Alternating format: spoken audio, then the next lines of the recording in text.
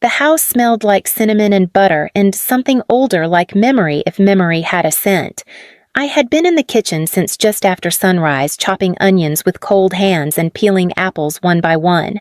The turkey was in the oven by 10. By noon, the stuffing was cooling on the counter and the apple pie was resting on the windowsill, the way Grandma used to do back when the house still felt full. It was Christmas Day, and I was trying again to make it feel like it used to.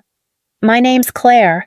I'm 28, a UX designer at a studio in Seattle called Blue Fern, but I've been back in Tacoma for 3 years now. Moved home when my mom was about to lose the house. It was supposed to be temporary. Funny how temporary turns into invisible when you're living with someone who forgets you pay the bills. Mom Deborah is in her 60s. She hasn't worked since the hardware store laid her off in 2019, and she hasn't said thank you since around then either. Still, I cooked. I cleaned. I decorated the table with the old red napkins and the chipped ceramic reindeer we always put out even though one antler is broken. I wanted it to feel like Christmas. Not because I believed in miracles anymore, but because I believed in trying. My sister Lacey arrived an hour late with wet hair and no apology. She's 24, still lives here too, kind of. Comes and goes. Mom appeared around 4 dressed in her gray sweater with the pearl buttons phone in hand, scrolling through someone else's life. No one said much while we ate. The only sound was the fork scraping her plate and the occasional clink of ice against glass. I poured the wine. I offered second helpings. I lit the candles. I kept waiting for the moment where something would feel warm, like family. And then, just as she was slicing into the turkey hand still on the knife, my mother looked up and said, "Claire, you need to move out." She said it like she was commenting on the weather. Like it wasn't Christmas, like I hadn't just basted her bird and vacuumed the rugs and paid her mortgage again this month. I didn't answer right away. I think I blinked. Twice. Lacey glanced at me, her fork pausing midair. And for a second, I thought maybe I'd misheard. But no. My mother didn't repeat herself. She didn't need to. She just looked down again, took another bite, and kept chewing. Like that was that. And maybe it was. But here's the part I still don't understand even now. Why say it then? Why say it that way? What had I done that made my presence less welcome than silence? I didn't say anything. Not then. Instead, I set my fork down slowly the way you do when something inside you stops moving but you're not sure what yet. I looked at the table I had set the turkey I had roasted the pie cooling behind us. The quilted placemats my grandmother made. All of it felt suddenly out of place, like decorations for a party I was no longer invited to. Mom didn't look up again. She chewed. She reached for her wine. She tapped her thumb against her phone, lighting it up to check a message that couldn't have been more important than what she'd just done. Lacey cleared her throat. Quiet. She always hated being the middle. She started, then gave up and went back to cutting her food. I finally spoke, voice low but steady. "Really?" I said. "You need me to move out." She nodded, almost like she hadn't heard the edge in my voice. Then she shrugged and said, "It's time I had my space back." Her space. The house I saved. The home I paid for every month, every bill, every grocery run, every oil change and air filter and broken garbage disposal. The space she hadn't been able to keep when I moved back. 3 years ago, she'd been on the brink bills, unopened on the kitchen table, water heater leaking power shut off twice. I came home thinking I could help, and I did. Quietly, fully. I never asked her to split the mortgage. Never asked her to thank me. Never even corrected her when she told neighbors she was helping me get back on my feet. But now, what she wanted the space back. Like I was a piece of clutter she'd been meaning to get rid of. I looked at her, then really looked. Her hair was shorter than usual, her lipstick too dark. Her eyes never met mine. It wasn't anger I felt, not yet. It was something colder, recognition. She wasn't saying this out of nowhere. She'd been thinking it, sitting with it, maybe even rehearsing it. And the fact that she chose now Christmas dinner when I had done everything I could to make the house feel warm again, that said more than I think she meant it to. She didn't care how it landed. She just wanted it said. so I nodded. I didn't protest, didn't cry, didn't ask when or why or how soon. I just folded my napkin, placed it on the plate, and stood up. Behind me, the candles flickered a little. No one reached out. No one followed.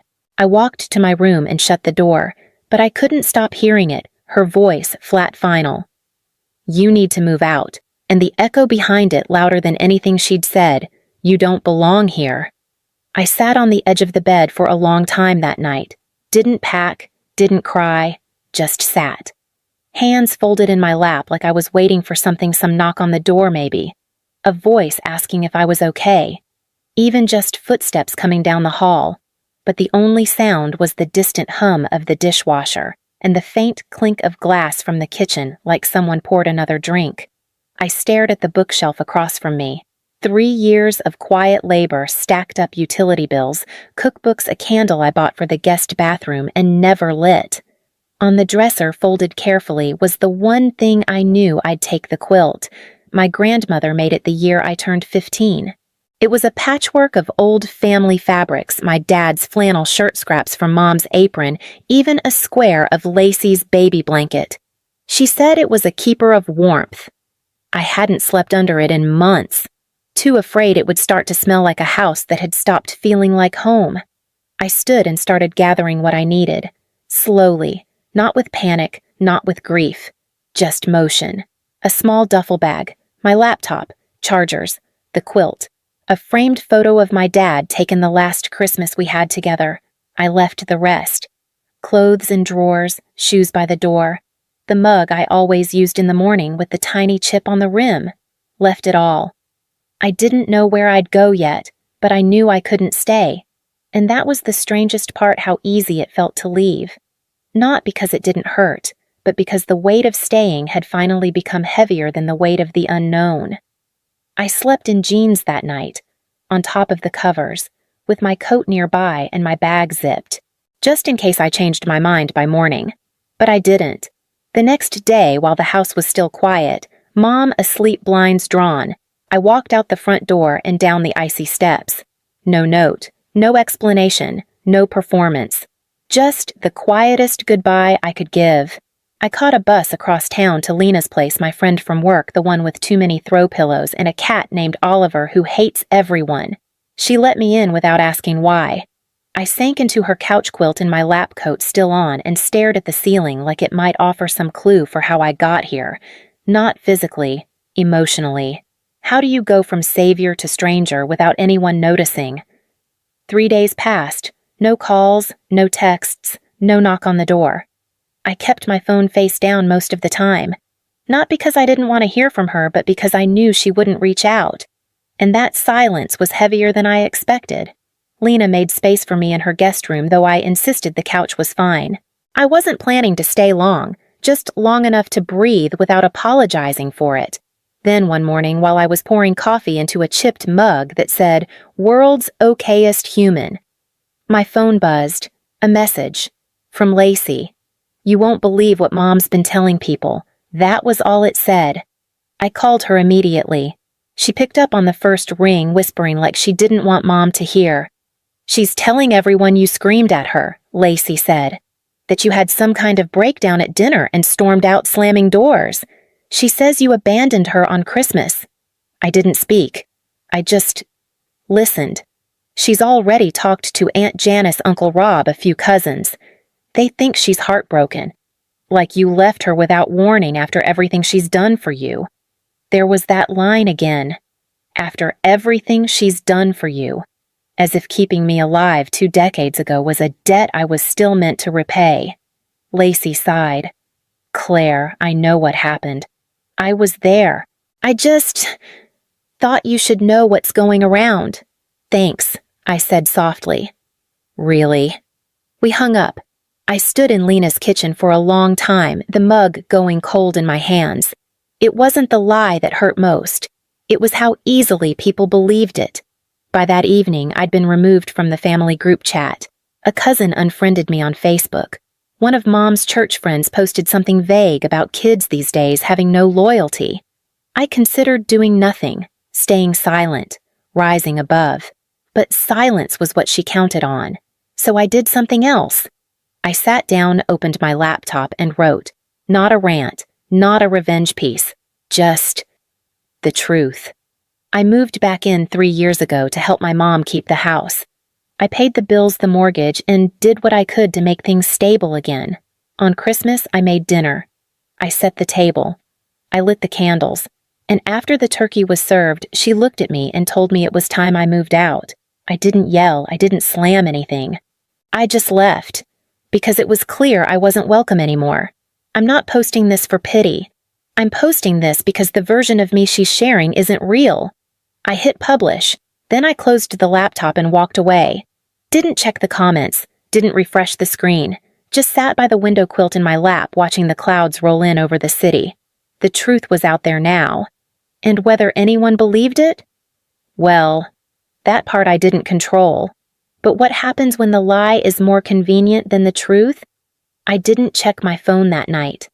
I made a cup of tea, sat on the floor with Oliver the cat curled against my leg, and let the quiet settle like dust in the corners of the room. There was a strange kind of peace in letting go of control. By morning, I woke to more notifications than I'd seen in months. Texts, missed calls, emails, a few messages from people I hadn't spoken to since high school.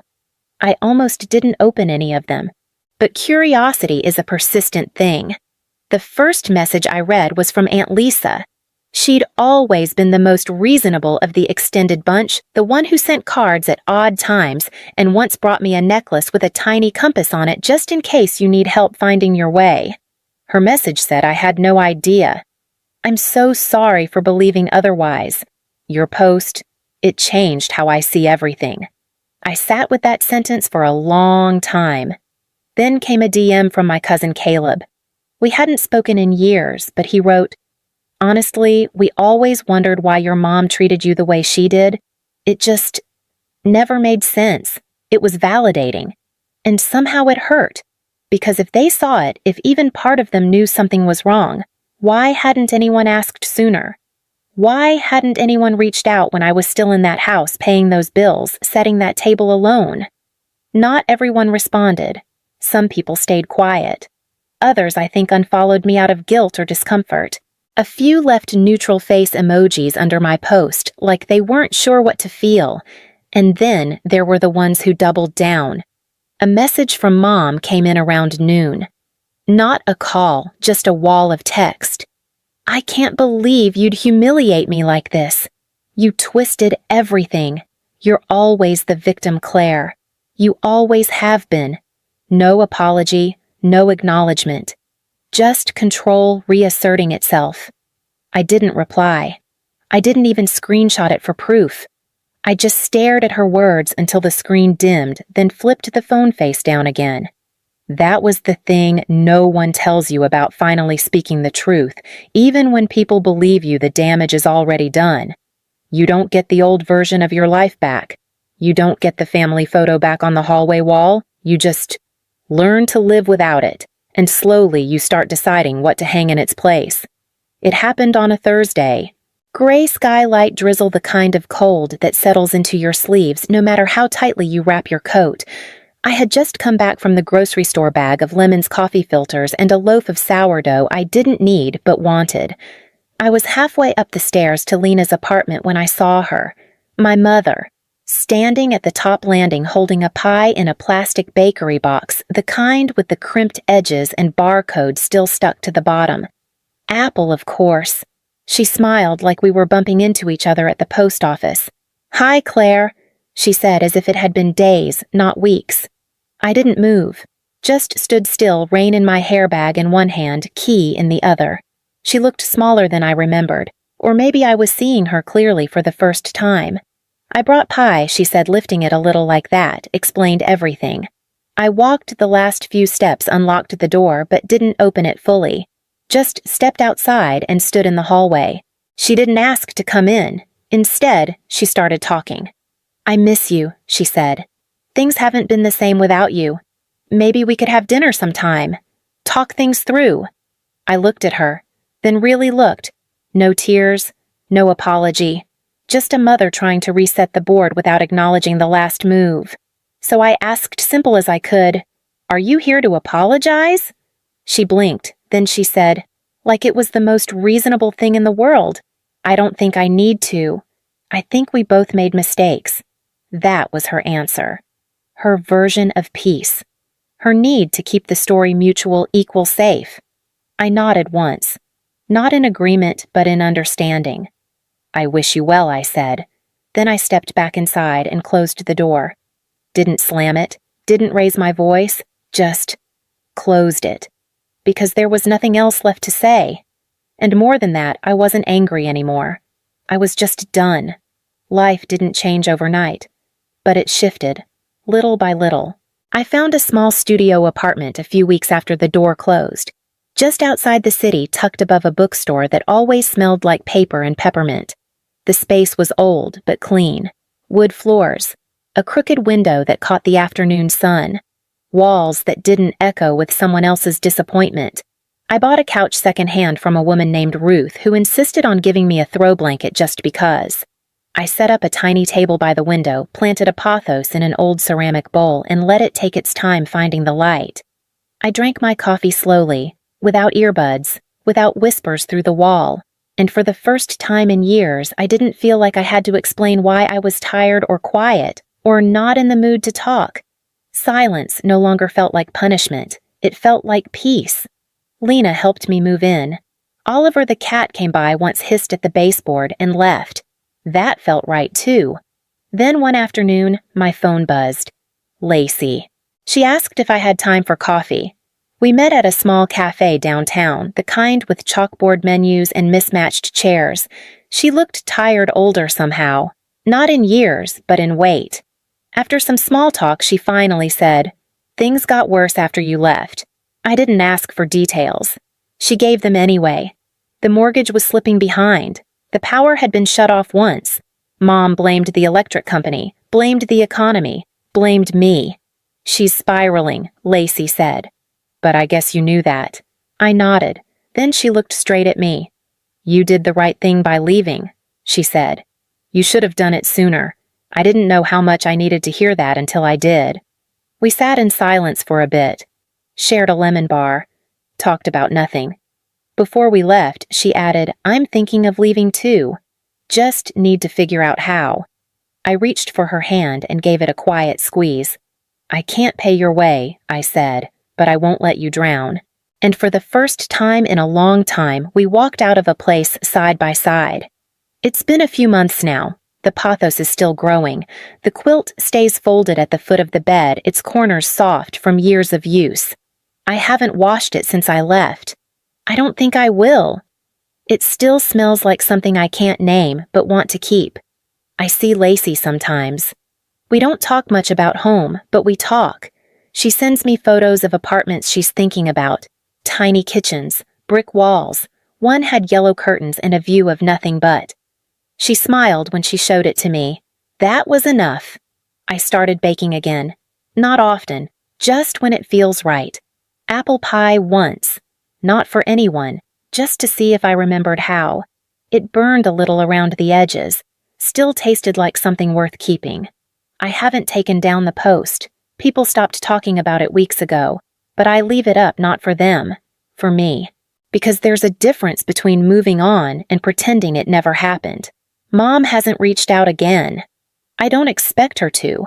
Sometimes I think about that pie she brought to my door.